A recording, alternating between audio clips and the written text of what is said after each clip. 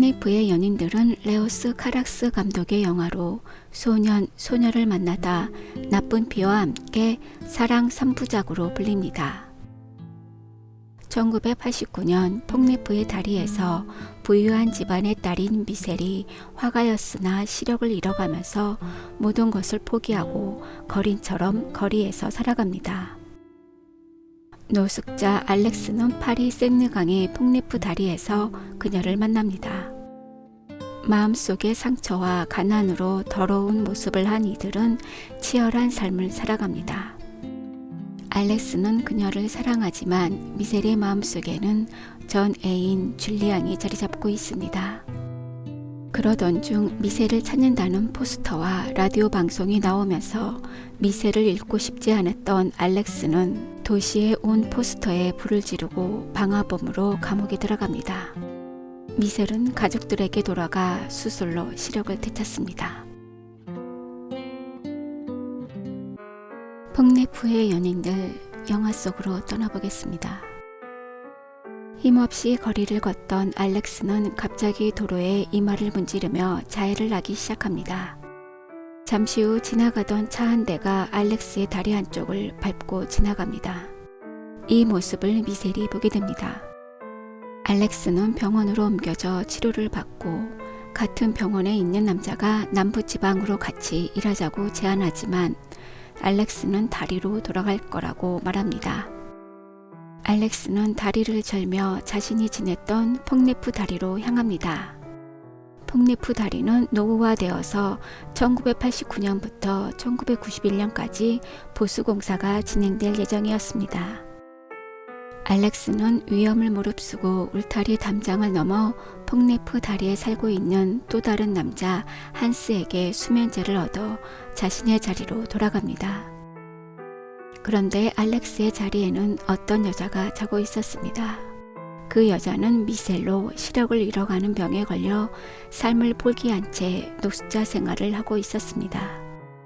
알렉스는 미셀의 물건을 살피다가 사고 당시 자신의 모습을 그린 듯한 그림을 발견합니다. 다음 날 아침 한스는 미셀을 쫓아내고 알렉스는 떠나는 그녀를 쫓아가 자신의 그림을 달라고 말합니다.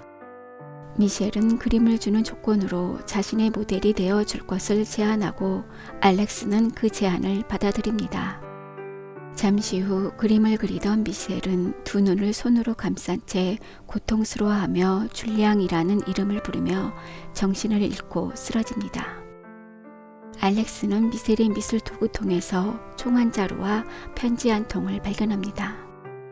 알렉스는 시장에서 생선 한 마리를 훔쳐 미셀에게 먹이고 편지에 적혀있던 주소로 찾아가 그녀의 집에 몰래 들어갑니다. 알렉스는 미셀의 방에서 미셸과 줄리앙이라고 쓰여있는 노트를 훔쳐 달아납니다. 미셀이 사랑했던 단 한 사람은 줄리앙이었고 미셀은 줄리앙을 위해 그림을 그리고 줄리앙은 미셀을 위해 음악을 연주했습니다. 그러던 어느 날 줄리앙과 미셀은 싸움을 했고 줄리앙은 미셀을 떠나버렸습니다. 신문을 훔치는 미셀을 보고 알렉스는 고장나 버려진 라디오를 수리해 미셀에게 줍니다. 알렉스는 거리에서 불쇼를 하며 돈을 벌고 있었습니다. 미셀은 지하철역을 걷다가 첼로 소리를 듣게 됩니다. 미셀은 소리가 나는 쪽으로 달려가고 미셀을 미행하던 알렉스도 그녀를 따라갑니다.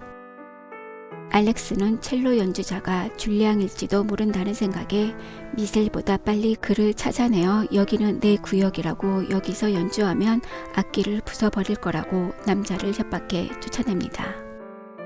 미셀이 첼로 연주하는 남자를 못 봤냐고 묻자 알렉스는 연주자는 여자였고 전철을 타고 가버렸다고 거짓말을 합니다.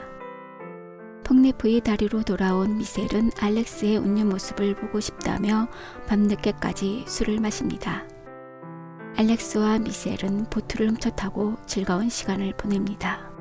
미셀은 갖고 있으면 악몽을 꾼다며 총을 알렉스에게 맡깁니다. 알렉스는 자신만의 방법으로 미셀에게 사랑을 고백합니다. 다음 날 돌아온 대답은 날 내버려둬 라는 대답에 알렉스는 실망합니다. 미셀은 한스에게 눈이 멀기 전에 마지막으로 기억하고 싶다며 오후에 박물관에 가서 렘브란트 그림을 보고 싶다고 말합니다. 한스는 미셀에게 30년 동안 경비 일을 했던 곳의 열쇠 꾸러미를 보여줍니다. 그 중에는 박물관 역세도 있었습니다. 그날 오후 알렉스는 미셀에게 듣고 싶었던 대답을 듣게 됩니다.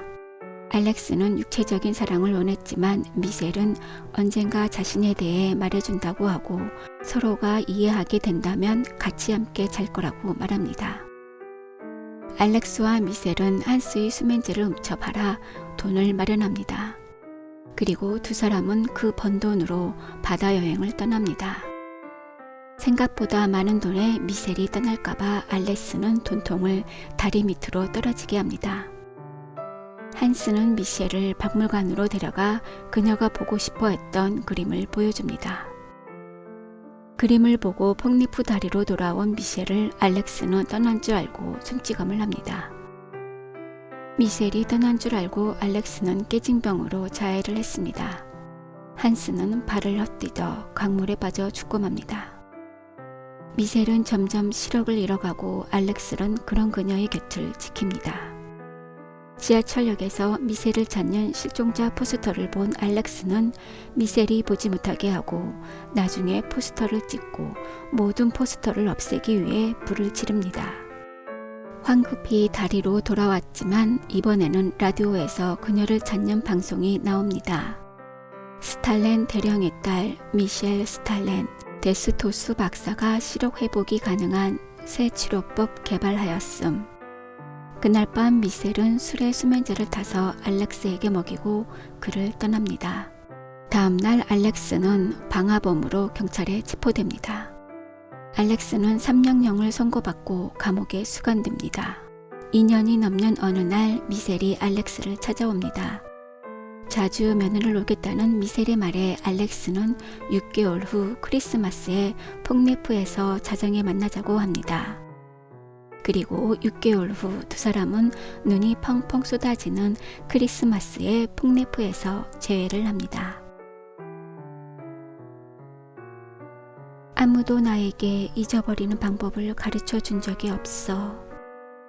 내일 아침 네가 날 사랑한다면 하늘이 하얗다고 해줘.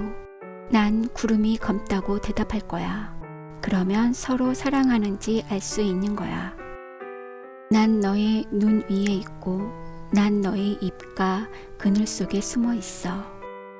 네 주제의 사랑을 다른 사람들처럼 부드럽고 달콤한 자, 둘러봐라. 여기에 사랑이란 없어. 사랑은 바람 부는 다리가 아니라 포근한 침대가 필요한 거야. 너에게 그런 인생은 없어. 잊어버려. 시대 배경을 알아보겠습니다. 내일 아침 네가 날 사랑한다면 하늘이 하얗다고 해줘. 난 구름이 검다고 대답할 거야. 그러면 서로 사랑하는지 알 수 있는 거야. 라는 명대사를 남긴 프랑스 영화 폭네프의 연인들의 배경은 폭네프 다리입니다. 폭네프는 새로운 다리라는 뜻이지만 폭네프 다리는 파리시에서 가장 오래된 석조 다리입니다. 이 다리는 1578년 앙리 3세에 의해 공사가 시작된 가운데 1588년부터 1598년까지 종교 전쟁으로 인해 공사가 중단되었다가 1607년 완공되었습니다. 당시 파리시의 다리 위에는 집과 상점이 많았는데 폭네프 다리는 아무 건물이 없는 형태로 건설되었습니다. 보행자들이 진흙과 마찰을 피할 수 있도록 파리시 최초로 인도가 설치되었습니다. 이곳에는 12개의 아치와 고대 신화에 나오는 신들의 머리 약 400개가 조각되어 있습니다. 1991년 유네스코 세계문화유산에 등록되었습니다.